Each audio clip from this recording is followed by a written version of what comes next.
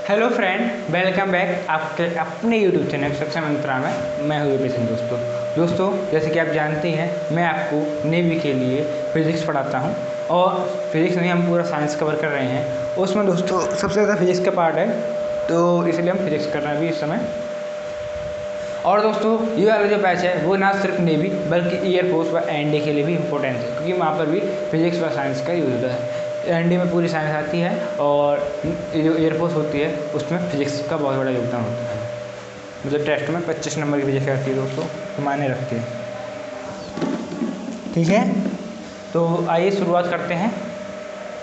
दोस्तों कल मैं आपको चैप्टर ख़त्म करना चुका था, जैसे कि हम जानते हैं आज हमारा चैप्टर है ठोस एवं द्रव। चैप्टर का नाम ठोस एवं द्रव।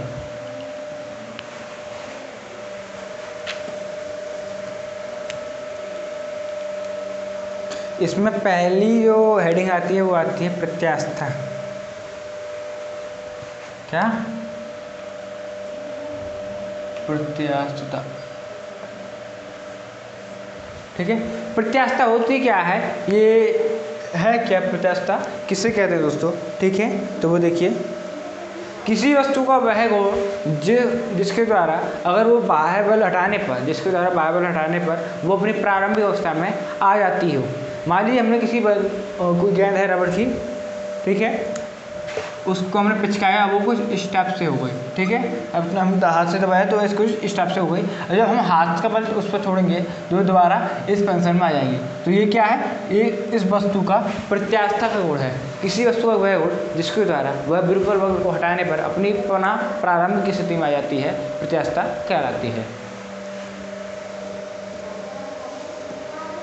या फिर शब्द कह सकते हैं, यह किसी वस्तु का वह गुण जिसके द्वारा वस्तु अपनी विरूपक बल द्वारा अपनी आकृति व आकार में होने वाले परिवर्तन का विरोध करती है, विरूपक बल हटाने पर अपनी प्रारंभिक अवस्था में आ जाती है, या फिर आने का प्रयत्न करती है, प्रत्यास्था कहलाती है।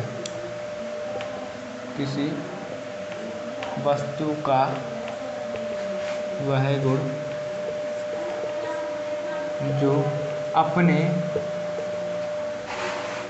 आकृति तथा आकार में परिवर्तन का विरोध करती है, परिवर्तन का विरोध करती है तथा विरूपक बल हटाने पर पुनः अपनी प्रारंभिक अवस्था में आ जाती है, अवस्था में आ जाती है या आने का प्रयत्न करती है।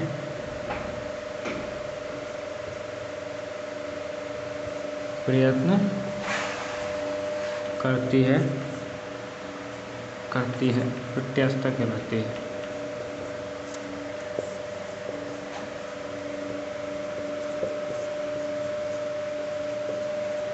ठीक है, क्या कहलाती है दोस्तों? प्रत्यास्था कहलाती है। ये क्या है? गुण है। प्रत्यास्था कहलाता है, कहलाती है, कहलाता है ज़्यादा बेटर होगा, क्योंकि ये किसी वस्तु का गुण है। अब अगले डेफिनेशन देखिए, प्रतिबल।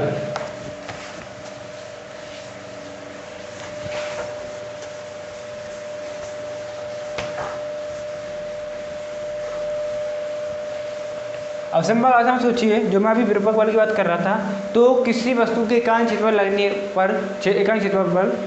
एकांक क्षेत्रफल पर लगने वाले विरूपक बल को ही उस वस्तु का प्रतिबल कहा जाता है। ठीक है,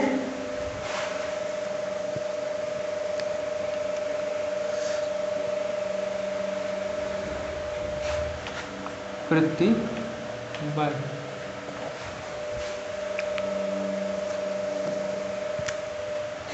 साम्य अवस्था में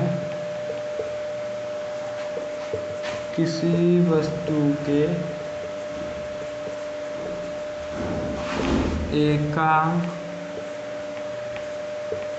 क्षेत्रफल पर लगने वाले प्रत्यानयन एकांक अनुप्रस्थ क्षेत्रफल पर अनुप्रस्थ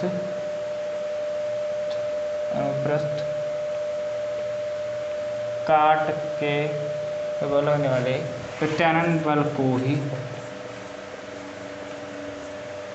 प्रतिबल कहा जाता है,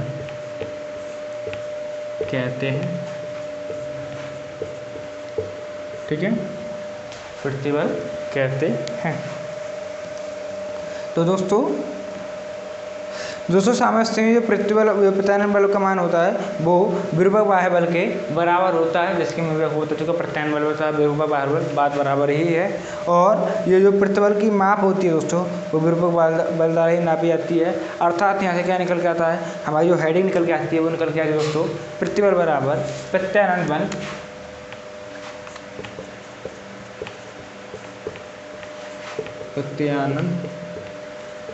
बल या विरूपक बल अपॉन अनुप्रस्थ काट का क्षेत्रफल। ठीक है,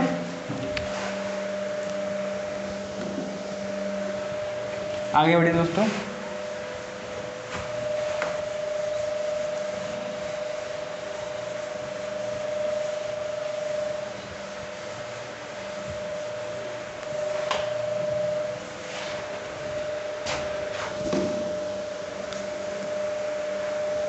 अगला है विकृति।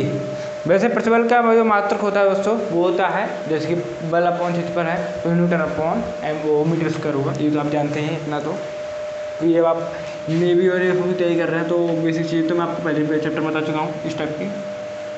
विकृति क्या होता है वो जानकारी करते हैं। जब किसी वस्तु पर कोई विरूपक बल लगाते हैं तो वस्तु के आकार या आकृति में कुछ परिवर्तन आ जाता है, कुछ चेंजिंग आ जाती है। तो उस कंडीशन में क्या कह रहा है दोस्तों कि उस कंडीशन में वस्तु के आकार में होने वाले भिन्नात्मक परिवर्तन को ही उसकी विकृति कहते हैं। ठीक है,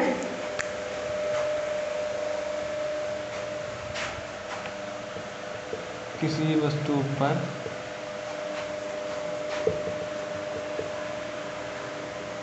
कोई प्रत्यानयन बल लगाया जाता है तो उसके आकार व आकृति में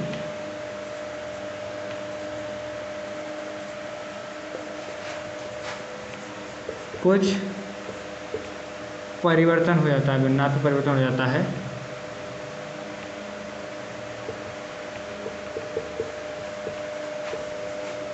परिवर्तन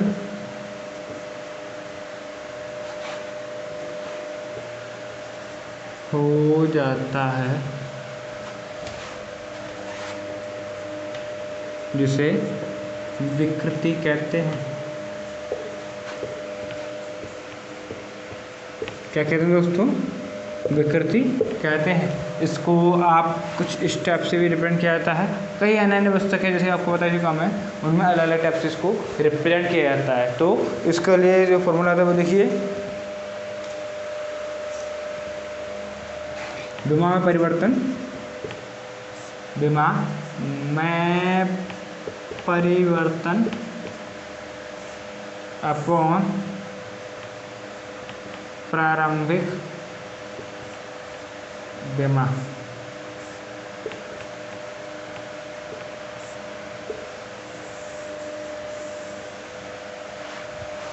विमा में परिवर्तन अपॉन प्रारंभिक विमा दोस्तों। ठीक है, ये क्या हो गया, जो आप जानते वही हुआ।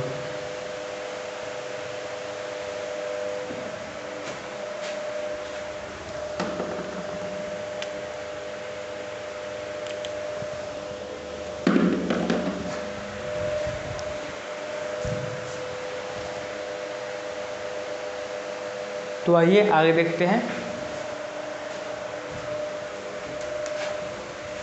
यहाँ तक तो हो गया। अब दोस्तों विकृति कितनी प्रकार की होती है वो देखते हैं दोस्तों, ठीक है।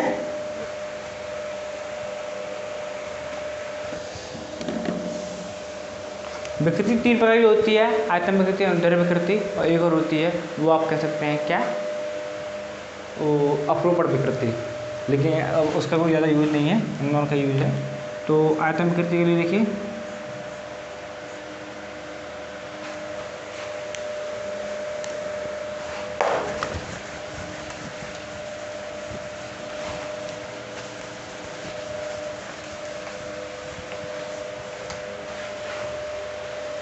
आयतन विकृति। पहले अनुदैर्ध्य विकृति देखते हैं।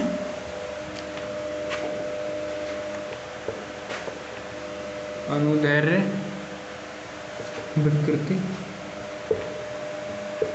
बराबर क्या होता है, प्रारंभिक विकृति अपॉन, सॉरी उल्टा हो गया, विकृति में परिवर्तन अपॉन प्रारंभिक विकृति, ठीक है। और जो आयतन विकृति है वो इसी प्रकार होगी, उसका भी इसको आप क्या कह सकते हैं, डेल्टा एल अपॉन एल। आयतन विकृति, आयतन में परिवर्तन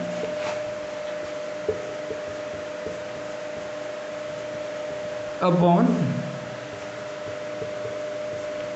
आयतन विकृति, ठीक है। इसको आप delta B upon delta B upon B कह सकते हैं, या फिर डेल्टा एक्स अपॉन एक्स भी कह सकते हैं, लेकिन डेल्टा बी अपॉन बी ज़्यादा सही रहेगा। अब अगला देखिए, अगला पॉइंट आता है हुक का नियम।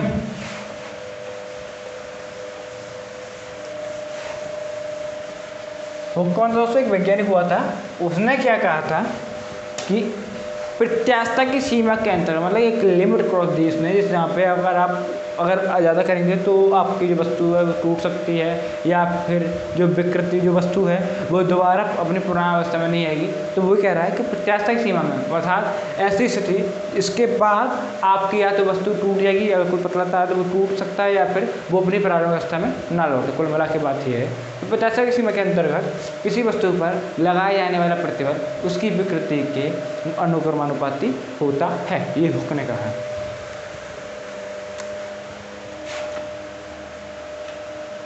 हुक का नियम।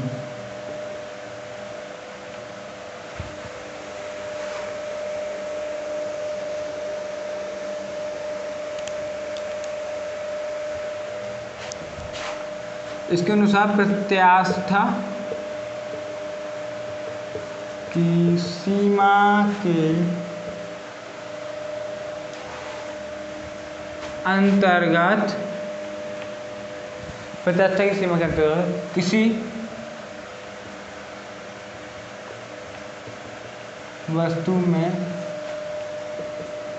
वस्तु पर कह सकते हैं लगने वाला प्रतिबल, किसी वस्तु पर लगने वाला प्रतिबल उसमें उत्पन्न विकृति के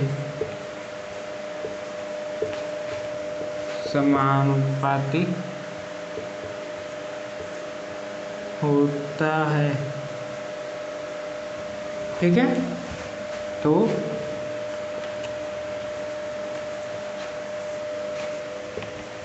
विकृति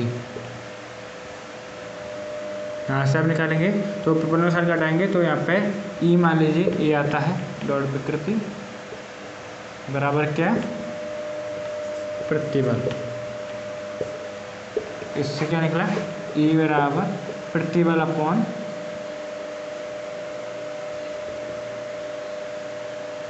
विकृति, ये वाला क्या निकला दोस्तों, प्रतिबल अपॉन विकृति। यहाँ से तो देखिए जहाँ ई क्या है, यहाँ ई एक नियतांक है, जिसे ई एक नियतांक है जिसे प्रत्यास्थ गुणांक कहते हैं, प्रत्यास्थ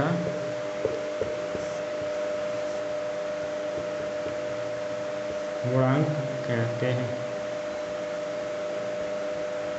ठीक है,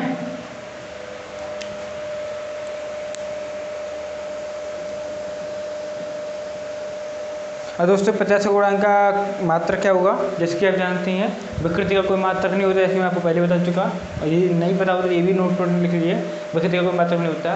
प्रतिबल का मात्रक क्या होता है, न्यूटन अपॉन मीटर स्क्वायर, तो इसीलिए प्रत्यास्थ गुणांक का भी मात्रक क्या होगा, न्यूटन अपॉन मीटर स्क्वायर। ये कई बार आता है कि विकृति का मात्रक क्या होता है, पूछ लिया जाता है। ये सब मैं आपको पहले चैप्टर के बारे में डिस्कस करा चुका, मात्रक विमा वाले चैप्टर में ही, कि वो मात्रक और विमा कैसे निकाली जाती हैं।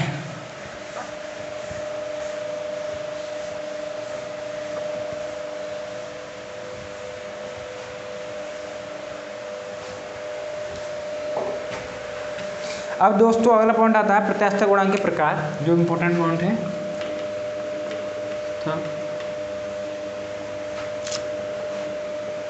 गुणांक के प्रकार,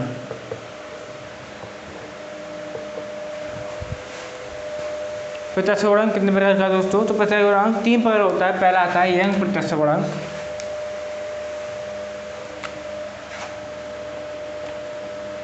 यंग प्रत्यास्थ गुणांक। इसमें क्या है दोस्तों, यंग प्रत्यास्थ गुणांक बराबर होता है अनुदैर्ध्य प्रतिबल और अनुदैर्ध्य विकृति के अनुपात को यंग प्रत्यास्थ गुणांक कहते हैं दोस्तों। ठीक है, सिंपल में तो हम y बराबर मानते हैं अनुदैर्ध्य, क्योंकि इसमें दोस्तों डेफिनेशन कभी भी पूछता,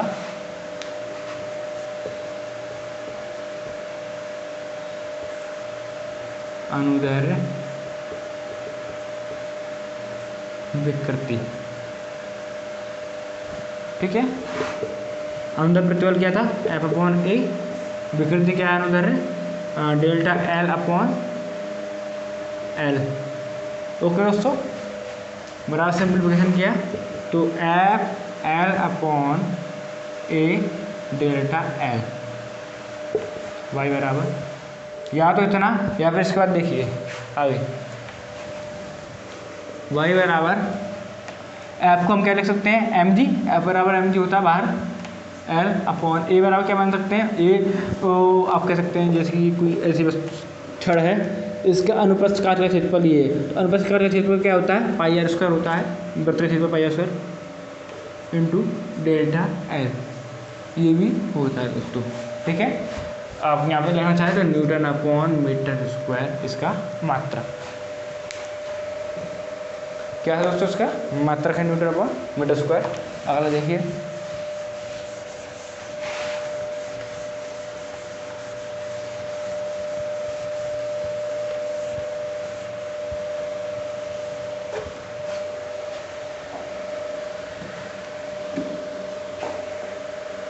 अगला है आयतन प्रत्यास्थ गुणांक।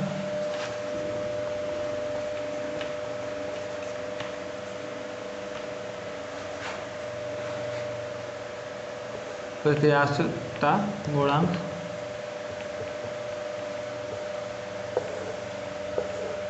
आयतन प्रतिबल अपॉन आयतन विकृति के अनुपात को आयतन प्रत्यास्थ गुणांक कहते हैं दोस्तों। जैसे कि ये तो आप जानते हैं डेफिनेशन ही कुछ स्टेप इसकी स्टेप के, तो सर ये कैसे ही होगा।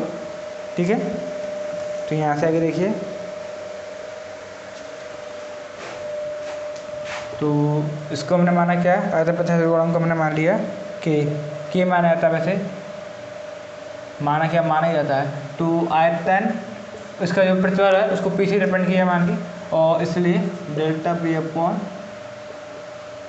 डी, तो यहाँ से के बार निकल के आता है delta P B upon delta D, ये अलग अलग है।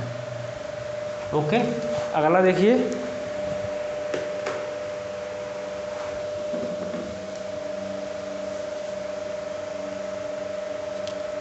दृढ़ता गुणांक।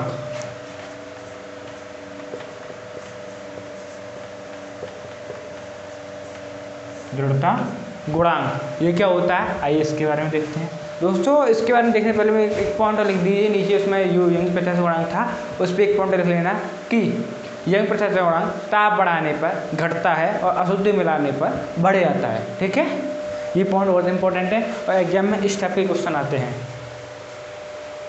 तो दृढ़ता गुणांक के बारे में क्या है, इसको ईटा से रिप्रेजेंट किया जाता है। तो देखिए दृढ़ता गुणांक बराबर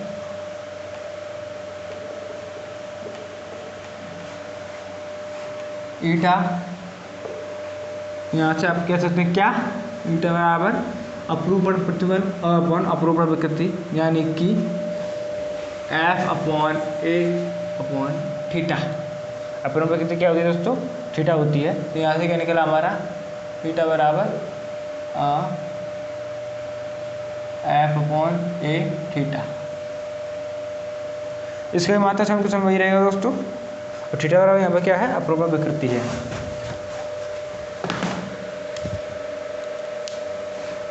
तो दोस्तों उम्मीद करता हूँ वीडियो आपको आज की पसंद आई होगी। वीडियो पसंद तो लाइक करें, कमेंट करें, शेयर करें दोस्तों के साथ, चैनल को सब्सक्राइब करके बेल आइकन जरूर दबा दें। मिलते हैं दोस्तों आपसे अगली वीडियो में, तब तक दोस्तों धन्यवाद।